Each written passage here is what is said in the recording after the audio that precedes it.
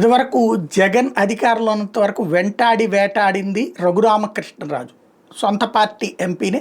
కాకపోతే ఆ తర్వాత జగన్తో విభేదించిన తర్వాత తనని దెబ్బతీయడంలో కీలక పాత్ర పోషించాడు. బట్ ఇప్పుడు అలాగే రాజకీయ పరమైనటువంటి తిరుగుబాటు కాదు, కానీ వెంటాడతానంటున్నారు పివిఎస్ శర్మ గారు, ఎవరైతే మాజీ ఐఏఎస్ అధికారి.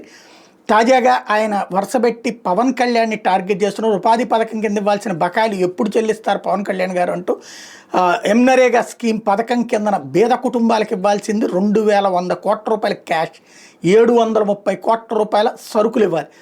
వాళ్ళకి పస్తులు ఉండాల్సిన దౌర్భాగ్యం ఉండదు.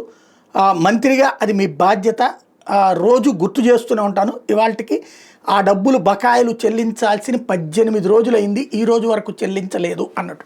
గతంలో పవన్ కళ్యాణ్ అనేక సార్లు జగన్ని ప్రస్తావిస్తూ వచ్చేవాళ్ళు, అదెందుకు ఇవ్వలేదు ఇదెందుకు ఇవ్వలేదని. ఇప్పుడు ఆయన్ని ప్రశ్నించేటటువంటి వ్యక్తి, ఆయన అందరినీ ప్రశ్నించినప్పుడు ఇప్పుడు ఆయన్ని ప్రశ్నించేందుకు ఈయన ముందుకు వచ్చారనమాట.